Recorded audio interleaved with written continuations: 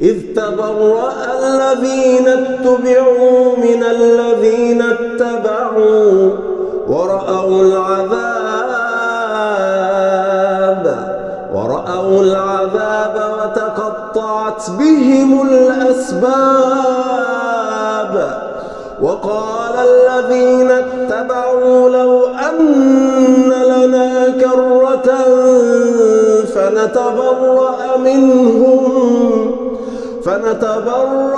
منهم كما تبرؤوا منا كذلك يريهم الله أعمالهم